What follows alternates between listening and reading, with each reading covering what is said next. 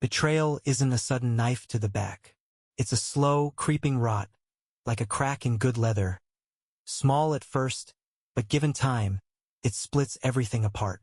You don't notice it right away. You think it's just the way things settle over time. Then one day you run your hands over it, and the damage is too deep to ignore. My name is Samuel Carter. I'm 58 years old. I've spent my life working leather, just like my father and his father before him. I run Carter and Sons Leatherworks in the same building my grandfather built with his own hands. The floors are worn from decades of boots pacing back and forth. The air always carries the same scent: tanned hide, oil, sawdust, and the faintest trace of tobacco from the days when smoking indoors was just part of life. My hands are rough, calloused, dark with the stains of years spent working. I don't mind. A man's hands should tell a story of what he's built. I used to think marriage was the same way. Worn but strong. Imperfect but made to last. Nadia and I met when she was fresh out of nursing school, still bright-eyed and full of energy. I was older, already set in my ways, but she liked that about me. Said I was steady, dependable. She was right. For 20 years I kept things steady. Built a business. Raised our 2 kids. Paid the bills on time, made sure there was food on the table, a roof over our heads. Never cheated, never left, never gave her a reason to doubt me. But steady turns into predictable, and predictable turns into something women like Nadia get bored with. I didn't see it at first. Or maybe I did and just didn't want to look too closely. The long shifts at the hospital, the late nights. She always had a reason. Extra patients, coworkers calling out, needing to stay and help. And maybe that was true at first. But eventually the little things started piling up. Like the way her phone never left her side. Or the way she'd come home smelling like a bar when she swore she'd only been at work. One night, Jim stopped by after closing up his shop. He runs Bailey Metalworks, just a few doors down from mine. We've been friends since we were kids. Back when this town was nothing but small businesses and long summers spent raising hell in the fields behind the school. He knocked twice and let himself in, same as always. Got anything stronger than coffee?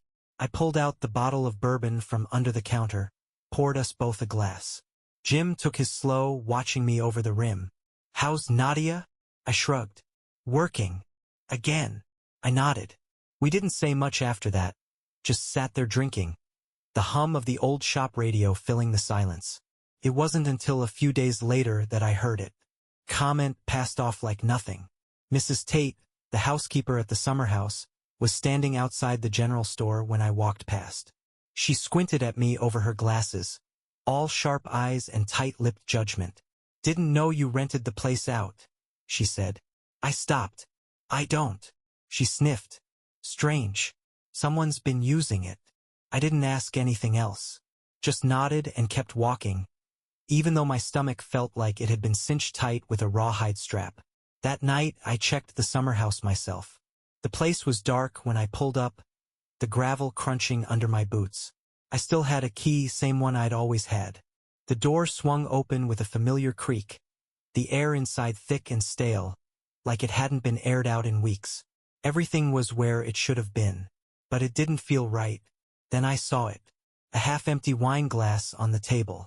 A folded blanket on the couch that I sure as hell hadn't put there. And a receipt. Rusty's Bar and Grill. 2 drinks. 1 appetizer. Paid in cash. I stood there for a long moment, just staring at it. No anger, not yet. Just the weight of it pressing down. Like a belt cinched too tight around my ribs. I pocketed the receipt and walked out. The door clicked shut behind me, quiet but final. I had my answer. Now I just needed proof. I didn't go home right away. Instead, I drove down to Rusty's. The kind of place that hadn't changed in 20 years. Dim lights, old neon beer signs, the scent of fried food soaked into the wood. A few regulars sat at the bar, hunched over their drinks, the hum of conversation blending with the scratchy country song playing on the jukebox. Rusty himself wasn't there, but his daughter, Riley, was. She looked up from behind the counter, her sharp eyes scanning me before going back to wiping down a glass. What brings you in, Sam? Thought you were more of a whiskey-at-home kind of guy. I leaned against the bar, setting the receipt down in front of her. Tell me what you know. She didn't blink.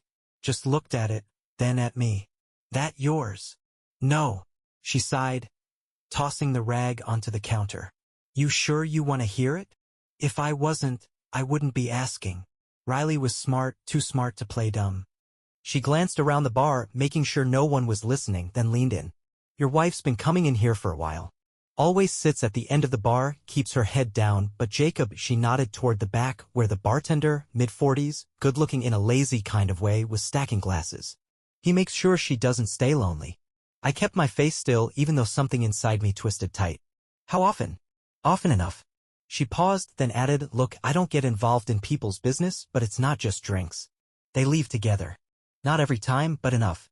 I nodded, took the receipt back, and slid a 20 across the counter. She hesitated, then took it. Thanks, Riley. Yeah, she muttered. For what it's worth, I always thought you were solid. She's a fool. I didn't say anything, just turned and walked out. The drive home was quiet. No music, no distractions. Just the sound of the engine and the occasional crackle of gravel under the tires. I wasn't surprised. That was the thing. When you've been with someone long enough, you know. Even if you don't want to admit it. Nadia was already home when I walked in, sitting on the couch with a book in her lap. She looked up and gave me a tired smile like she always did. You were out late. So were you, I said, my voice even. Her fingers twitched against the page. Long shift. I sat down across from her, studying her. She looked the same as always, comfortable in her old sweater, her hair tied back. But now I saw what I hadn't before. The little ways she avoided my eyes. The hesitation. The exhaustion that had nothing to do with work. I ran into Mrs. Tate today, I said, keeping my tone casual. She mentioned someone's been using the summer house. For half a second, she froze. Just a fraction of a moment, but I caught it. Oh. Yeah. I leaned back, stretching my legs out. I swung by after work. Found a few things that didn't belong. I pulled the receipt from my pocket, unfolded it, and set it on the coffee table between us. Recognize that? Her face drained of color so fast it almost amused me. She opened her mouth, then closed it again. Go ahead, I said. Lie to me. She swallowed, staring at the slip of paper like it was a loaded gun. Sam, I want to hear you say it. Tell me you were working late. Tell me you were too tired. Tell me whatever bullshit you've been feeding me for months. She didn't. She just sat there, eyes wide, shoulders stiff. I nodded slowly. That's what I thought. Silence stretched between us, thick and heavy. She glanced toward the hallway, toward the bedrooms where the kids were sleeping. I didn't want to. Stop. My voice came out sharp, final. You don't get to make this about what you wanted. Her hands clenched in her lap. It wasn't planned, Sam. I never. Didn't mean for it to happen? I let out a humorless chuckle. Spare me. She exhaled shakily, running a hand through her hair. I don't expect you to understand. You're right. I don't. I stood up, looking down at her. But you're gonna tell the kids. Her head snapped up. No. Sam, please? You think I'm gonna lie for you? I shook my head. You made this mess. You clean it up. She pressed her hands against her face, inhaled deep. They don't need to know. They need to know who you are. I turned toward the hallway, voice low but firm. And they will. I left her there, staring at the receipt like it was going to disappear if she looked at it long enough. I didn't care what she felt anymore. She had made her choices. Now she was going to live with them. I spent the next few days planning. Not reacting, not confronting, planning. Some men lose their heads when they find out their wife has been running around on them. Some beg, some scream, some drink themselves stupid and throw punches at walls. I wasn't one of those men. A good craftsman doesn't rush. You measure twice, cut once. Nadia went about her usual routine, quieter now, waiting for the axe to fall. She didn't try to explain again, didn't make excuses. She knew better. I wasn't the kind of man to play the fool for long. At the shop, I worked like nothing was wrong. The apprentices didn't notice a thing, just took their lessons and kept their heads down. But Jim? Jim knew. He stopped by late one afternoon, leaning against the workbench while I stitched the sole of a leather boot. You're too damn quiet, he said, arms crossed. Nothing to say, I muttered, tightening the thread. He snorted. Bullshit. You always got something to say. You just don't like wasting words. I kept my eyes on my work. She's been seeing Jacob. Jim let out a breath through his nose. Damn. You sure? Sure as hell wouldn't say it if I wasn't. He nodded slowly. So? What's next? I tied off the stitch, grabbed my knife, and cut the thread clean. I'm gonna set the table. Jim watched me for a long moment, then chuckled. Bet it's gonna be one hell of a dinner. It wasn't hard to set up. Both our families had been overdue for a sit-down meal, and Nadia, in her guilt, didn't dare refuse when I suggested it. I told her to invite her parents. Told the kids we'd have a nice family dinner, just like old times. I made sure my folks would be there, too. Even asked Jim to stop by after, said I'd have a bottle ready. He didn't ask questions. He just showed up. The summer house smelled like pine and old wood, same as always. I cleaned it up myself, set the table with care. The way I saw it, if we were gonna rip everything apart, we might as well do it with good manners. Nadia moved through the kitchen, avoiding my eyes, setting out dishes. Her mother was chatting with my mother about something or other, the kids were playing outside, and her father was sitting on the porch nursing a beer. Everything looked normal. It wasn't. Halfway through the meal, I poured myself a drink, took a slow sip, then cleared my throat. I have a story to tell. Nadia froze, fork halfway to her mouth. I set my glass down, looked around the table. See, when you work leather, you learn to pay attention to the details. A scratch, a weak spot, a bad stitch, you notice the little things before they turn into something bigger. Before they ruin the whole piece. I leaned back, letting my gaze settle on Nadia. And I started noticing some weak spots. Her mother blinked. What do you mean? I pulled the Rusty's receipt from my pocket, set it down between the plates. Nadia, why don't you explain? Silence. The color drained from her face, but she stayed quiet. I gave her a few seconds, then turned to our kids. Mason. Sophie. Your mother has something to tell you. Mason, 12 years old and sharp as a blade, glanced at Nadia. Mom? She opened her mouth, then shut it. My father, old but still sharp, sighed and rubbed his forehead. Nadia's father shifted uncomfortably, his jaw tightening. Finally, Nadia swallowed. Sam. I raised an eyebrow. Go ahead. She inhaled sharply, eyes darting between the kids, the parents, me. She was cornered. No way out? She knew it. Her voice wavered. I made a mistake. I nodded. That's one way to put it. The kids looked confused. Mason frowned, his brows pulling together. What kind of mistake? Nadia flinched. It's complicated. No, it isn't, I said, keeping my voice even. Your mother's been spending time with another man. Sophie, 9 years old and too young for this, just blinked, trying to process. But Mason? His face twisted, realization dawning. You mean, like, cheating? Nadia buried her face in her hands. Sophie looked between us, then at Nadia. Mom? She didn't answer. I didn't let it drag out. I turned to Nadia's father. This is your daughter. What do you think? He clenched his jaw. Nadia, he said, voice low, measured. Tell me it's not true. She stayed silent. Her mother gasped, hand to her chest. My father shook his head, muttering something under his breath. Nadia's father exhaled, slow and heavy, and looked at me. What do you want to do? I met his eyes. The kids stay with me. Nadia's head snapped up. Sama, they deserve better than this. She pressed her lips together, face pale, shoulders shaking. Mason, always watching, always thinking, set his fork down carefully. I don't want to stay with Mom. That was it. That was the final cut. Nadia's mother started crying, her father was silent, and Sophie, too young to understand it all but old enough to feel the shift, climbed off her chair and crawled into my lap, tucking her face against my chest. Jim showed up an hour later, just as the family was leaving in silence. He took one look at my face, at the wreckage of the evening, and let out a low whistle. Hell of a dinner, huh? I poured us both a drink. And it ain't over yet. Jim didn't ask for details, didn't need to. He just pulled out a chair and took the glass I handed him, settling in like he'd been waiting for this moment. We drank in silence for a bit, the only sounds the distant hum of crickets and the occasional creak of the old house settling. Finally he leaned back, eyeing me over his glass. So, what's next? I took my time answering, rolling the whiskey over my tongue before setting the glass down with a quiet thud. She thinks this was the worst of it. Jim smirked. But it ain't. Nope.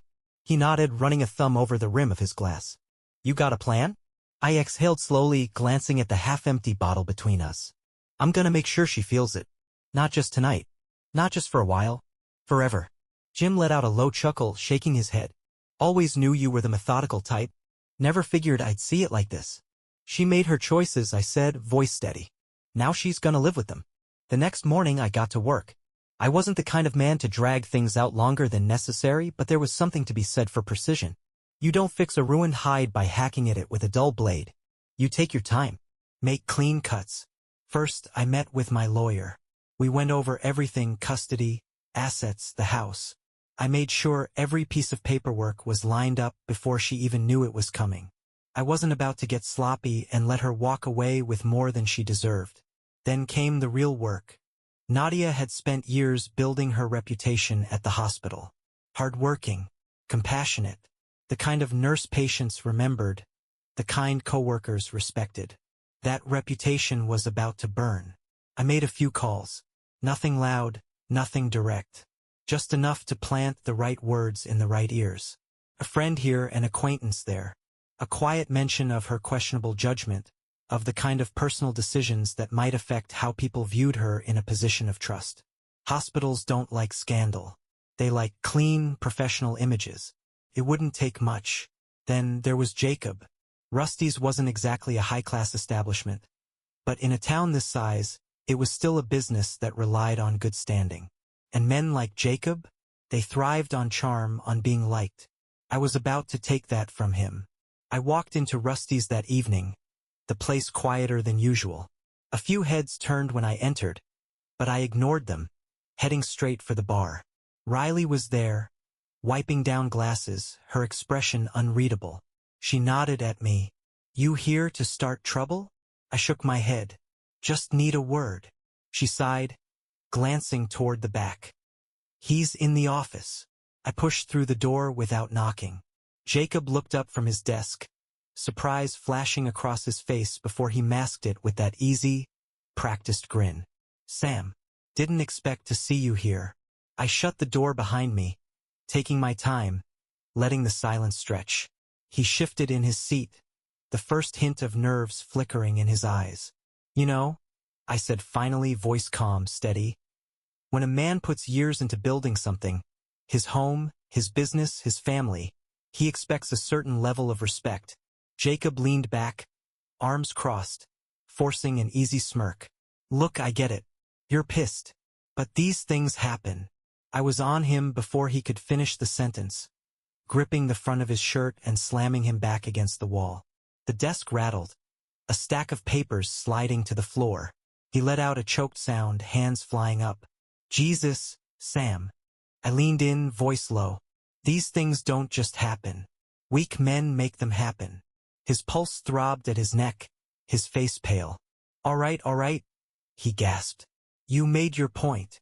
I held him there a second longer, letting him feel it, letting him understand that this wasn't a conversation. Then I let go, stepping back as he rubbed at his collar like it might loosen the tightness in his throat. "You stay the hell away from my wife," I said flatly. "Not that she's got much left to ruin, but you got a business. You got a reputation. I wonder how many of your regulars would stick around if they knew what kind of man you were." His jaw tightened. "You wouldn't." I just smiled. "Wouldn't I?" He swallowed hard, eyes darting toward the door like he was calculating his chances. I let the silence hang for a beat, then turned and walked out. Riley was waiting behind the bar, watching with quiet amusement as I stepped past. "Everything good?" she asked, one brow raised. I picked up the bottle she'd been setting out and poured myself a drink. "Better than it was." She smirked. "Good." The next few days played out exactly as I'd planned. Word spread like it always did. Nadia's co-workers started keeping their distance. She got called into a meeting with hospital administration, something about professionalism and conduct. Jacob's bar saw a dip in regulars. The old-timers, the ones who kept Rusty's running, didn't take kindly to men who couldn't keep their hands off another man's wife. And me? I didn't say a damn word. Didn't yell. Didn't gloat. Just watched as everything unfolded exactly the way it needed to. Some men like revenge loud. Fists and shouting, big scenes, broken windows. I preferred mine quiet, slow, and permanent. Nadia moved out by the end of the week. She didn't fight for the house, didn't even try. She knew better. The kids stayed with me. Mason barely looked at her when she packed her bags, and Sophie just stood in the doorway, arms wrapped around her stuffed rabbit, saying nothing. Nadia cried when she hugged them goodbye, but it didn't change a damn thing. The damage was done. She got a small apartment on the other side of town, close to the hospital. I didn't ask how she was paying for it. Didn't care. She'd already lost half her shifts, and I knew the rest weren't guaranteed. Hospitals don't like messy personal lives bleeding into work, and thanks to a few well-placed words, her superiors were keeping a close eye on her. Jim and I sat out on the porch the night after she left, a bottle between us, the air crisp with the first signs of fall. He stretched his legs out, took a slow sip, then gave me a sideways look. So, that's that. Just about. He let out a low chuckle. You sure you don't want to go into business? Could make a killing teaching men how to handle their wives stepping out. I smirked. Nah. I like working with leather. Easier to shape than people. He grunted in agreement. So what now? I took a long drink, watching the stars flicker in the dark. Now I rebuilt. The next morning I went to the shop early before the apprentices arrived. The place was quiet, just me and the smell of tanned hide, the familiar weight of the tools in my hands. I set up a fresh piece of leather on the workbench, the grain smooth, unblemished. There was something satisfying about that first cut, the clean separation of hide under a sharp blade. A bad piece could be salvaged, repurposed, but it would never be what it was meant to be. Sometimes it was better to start fresh. Mason wandered in not long after, still in his pajamas, rubbing sleep from his eyes. You're up early, I said, glancing at him. He shrugged. Couldn't sleep. I nodded toward the stool by the workbench. Come here. He climbed up, watching as I ran my hands over the leather, mapping out the next cut. You ever make boots before? I asked. He shook his head. I grabbed another piece of hide, handed it to him along with a smaller knife. Then it's about time you learned. He hesitated, fingers curling around the handle. Mom always said you didn't want us messing with the shop. She didn't know everything. I guided his hand, showing him the right way to hold the blade, how to let the leather guide the cut instead of forcing it. Take your time. Rushing ruins the piece. He nodded, concentrating. After a few minutes, he glanced up. Dad? Yeah? He hesitated, then went back to his cutting. You did the right thing. I didn't answer right away. Just watched him work, steady and careful. Damn right I did. The shop got busier in the weeks that followed. Orders stacked up, the apprentices put in extra hours, and Mason took to the work like he'd been waiting for an excuse to get his hands on it. He didn't say much about his mother, and I didn't push. He was old enough to make up his own mind about her, and from the way he focused on every cut, every stitch, I had a feeling he already had. Sophie spent more time drawing. She'd always liked to sketch, but now her pages were filled with patterns, belts, boots, bags, even a saddle. She sat on a stool in the corner with her colored pencils, tongue sticking out as she concentrated. I glanced over one afternoon as she flipped her notebook shut. Let me see, I said. She hesitated, then slid the notebook across the workbench. I flipped through the pages, studying the lines. Some of them were rough, but the ideas were good. Damn good. I nodded, handed it back. You ever think about designing something real? Her eyes widened. I don't know how. You can learn. I tapped the notebook. Pick your favorite one. We'll make it together. She beamed, flipping through the pages in a hurry. I just shook my head, going back to my work. Nadia might have tried to keep them out of the shop, but the craft was in their blood, whether she liked it or not. Jim stopped by after closing that night, knocking once before letting himself in. You hear about Jacob? He asked, pulling up a chair. I didn't look up from the bag I was finishing. What about him? Rusty fired him. Jim grinned, stretching his legs out. Bar's been bleeding customers since word got out. Guess Rusty figured it was cheaper to cut him loose. I smirked. About time. Nadia still got her job? For now. I tied off the final stitch and sat back, rubbing my neck. She's on thin ice, though. One more misstep and she's out. Jim exhaled, shaking his head. And to think all she had to do was keep her damn vows. I didn't answer. I didn't need to. By the time the weekend rolled around, I figured it was time to move forward. Not just with work, not just with the kids. With life. So I made a few calls, invited a handful of old friends over.